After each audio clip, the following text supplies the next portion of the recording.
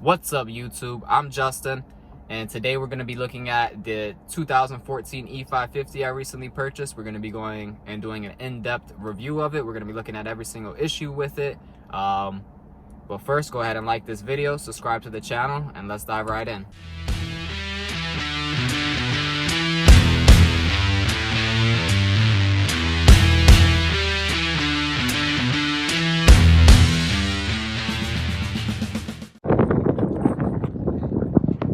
Alright, YouTube, so I apologize for the wind. It's a little windy out today, but this is my 2014 E550. I bought it with 124,000 miles on it. Has about 127 and some change now. I've done a couple videos already of maintenance items. I haven't released them yet, but I'll be releasing them soon for you guys. I figured I'd go ahead and introduce you to the car first, go around everything. So right now I'm just doing a slow walk around the car so I can give you an idea of the current body condition. The car is kind of dirty right now. So I'm gonna stop here, go back the other way. The only reason I'm not walking around the whole way is I just don't want to have my tag in the video. All right, so let's start diving into some issues. So we're gonna come right here to this first thing, the wheel. We got some curbing on the wheel, nothing crazy. I'm gonna get these wheels redone. They're also, I think all of the wheels are slightly bent a little bit. So it's about 150 bucks to get them unbent and refinished. So I'm gonna be doing that. Also too, the car has some damage down here. I'm not sure what happened here. It's like a burn mark or something. Also the door has bent up a little bit. You could barely see it, but it definitely does have that damage. What I plan on doing here, I'm probably gonna buy another one of these off of eBay or something so I can swap it out. And I'm probably not gonna do anything about the door except for cover up this little bit of paint here, maybe with some touch-up paint, and I'm just gonna leave it exactly as it is. I'm not too worried about like the body, honestly. If it has a little bit of damage on the body, like you see here on the door, it has this too. That means that like I can drive the car and not be so worried about the body, if that makes any sense. Because when the car is in perfect condition, I really care about keeping it in that condition. But when it's already kind of messed up, I don't really mind too much. The hood definitely has you know, some rock chips in it and stuff like that, as you would expect with a car with 127,000 miles. The other damage to the car is right here in the front. We have this damage to the front bumper. I'm not sure what happened here either. Again, all this damage was on the car when I purchased it. All right, so moving over into the interior, it definitely needs a good cleaning. We have some slight discoloration to the leather here. This is actual leather. It's not like the Tex thing. It's mercedes-benz leather. I'm pretty sure a brush and some leather cleaner, I could get a lot of this out. I haven't dived into it yet though. We got a little bit of pilling here on the buttons. Nothing crazy, just a little bit on the unlock button, you know, that got pressed a lot. But here down, everything is in pretty good condition. Nothing really going on here. Look over at the vents and everything. Everything is pretty clean. Gauge, steering wheel. The steering wheel is actually in pretty good condition too. Has a little bit of discoloration here at the top. But again, the car has 127,000 miles on it right now, so I feel like that's pretty good. Center stack is in good. It has the, I think, the NTG 4.7 system in here, if I'm not mistaken. None of the leather seats are torn. This door panel is in really good condition. You can see it wasn't used as often as the driver's side. The car's pretty dirty right now. I apologize about that. I should have probably cleaned it first. Looking at the back seat too, the same thing. Back seat. And everything works in the car as well. Like the rear shade works, sunroof works, automatic windows work. Like every single feature of the car still works. My biggest pet peeve in the interior right now is probably this piece right here. You see how it's like, it's pilling. From what I understand, this is pretty common by the rear AC vents. So I'm probably gonna get this piece new and so I could replace it. The only other real issue that I have with the interior is the cup holder is broken here.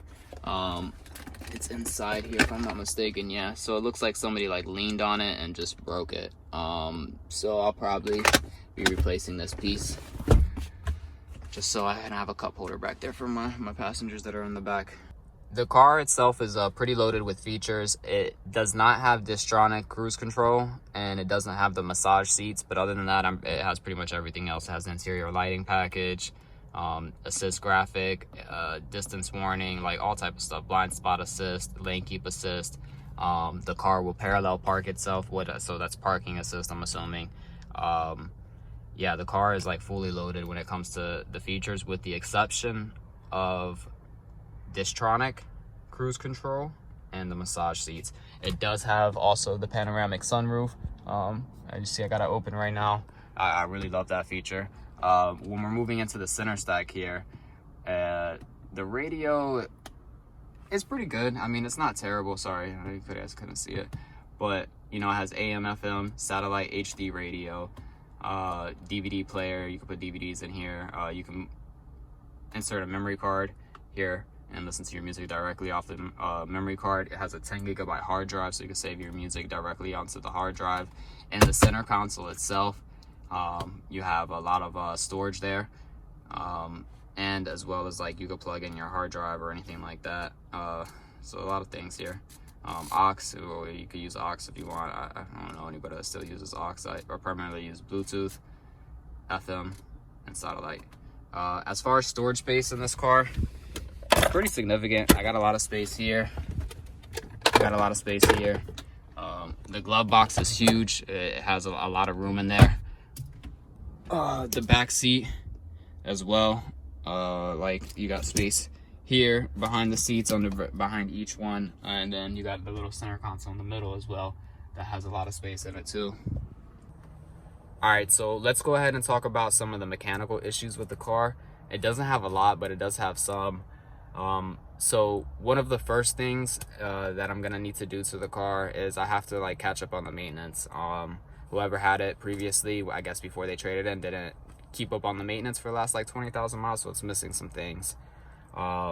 So far I've done an oil change, I've changed the spark plugs, air filters, a whole bunch of stuff, and I'll be releasing a video on each individual item. I've already made those videos for y'all, so I'm just gonna need to edit them and put them out, but those videos are already made. I need to do a transmission service. I can't find any history of a transmission service. Right now the tranny does work fine, it shifts okay, but like I said, it shifts okay because I know it could shift better. Sometimes it does a little bit of like lurking, like back and forth if I hit the throttle all the way and then like let off and then like hit it again. So that's typically a sign of like a dirty filter and fluid, so I'm gonna go ahead and change it. I plan on doing the entire fluid, all of it, not just like a drain and fill, but I want to empty all the fluid out, including the torque converter, and I'm going to be making a DIY video on that. The other major issue with the car is suspension all around the shot. They haven't done any of the shocks or springs or anything like that. I actually have all that stuff in the trunk right now. I got Bilstein shocks and shocks all around for it, so I'll be doing a video on that too. One of the motor mounts are broken, and that one I'm kind of nervous about, to be honest. I've looked online, and from what I've seen, people say you got to drop the engine to change the motor mounts. I think Mercedes is exaggerating, because on my E-Class that I had before, the W212, I took it in to get the motor mount change. I didn't change it myself because they said the same thing, and the guy just like took the fender liner and the wheel off and changed it through the side. So maybe this one you can do something similar, or like lean the engine down a little bit. I think that you could probably lean the engine down, change it, and then put it back in. Whereas they said, I think on the W211 the exhaust had to be dropped or something like that. Yeah, I'm not exactly sure, I don't remember, but it was something that's wrong with it. The wheels are bent, it has that little bit of body damage, but actually the car runs really good, especially now that I've got the oil changed, spark plugs changed, the air filters in it changed, all of that stuff. It's no longer really an issue. But once I get that transmission serviced, I'm pretty sure it's gonna wake it up a lot. Couple things have been done to the car. I was told the car has a tune. I'm not positive that it has a tune on it or not. I'm gonna have to take it in to get dynoed or something to kind of see. The car does move great, but again, the car, I think stock has 400 horsepower and 500 foot-pounds of torque, right? Stock. So that would move pretty well by itself as well. The car does have an X pipe. It has resonator deletes. When I was underneath the car doing the oil change, I saw. I took a look at it down there, and yeah, they removed the resonators and they did an X pipe. and they still have the stock exhaust in the back. That's why it kind of sounds good when you do a cold start, and then it kind of like mellows out later on.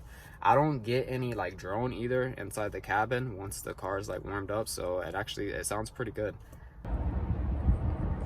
All right, so here's the engine, y'all. As I can see, big V8. Nah, it's a little V8. It's the 4.7 liter or whatever, 4.6 depending on who you ask. These guys were ripped when I bought it. I got these off of Amazon. I think it was like 80 bucks, but I had 40 bucks in reward points, so I took care of that. Yesterday I changed the oil, so I spilled a little bit on there. Ooh, that's really hot right now. That's why it's kind of shiny there.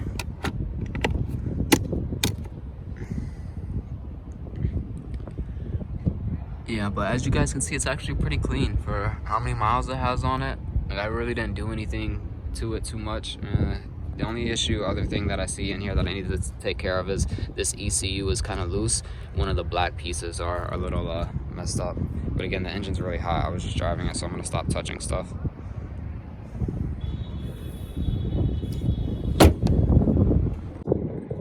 All right, so trunk space is pretty good. You guys see I got the trunk pretty much loaded up right now. Backpack, suspension parts. I told y'all I was getting everything ready for y'all. Got the just tools here, tripod, like all type of stuff, and there's still way more space in here. You could put the back seats down just by pulling these levers. Pretty cool. The trunk and the tailgate is automatic, so we'll go ahead and close that. Alright YouTube, thanks for watching my video. Please like it below, please comment, please subscribe. We talked about the future plans for the car, so please stick around so you guys can see the other videos. More and more of you guys subscribe, and I'll make more money off that ad revenue, and I can do even more to the car. I'd really like to upgrade the turbos and get the car tuned by like maybe Rentec or Wisetech or something out here in Florida, and see what the car really can do. But again, thanks for watching. I appreciate every one of you that watch my videos, and thanks for coming around.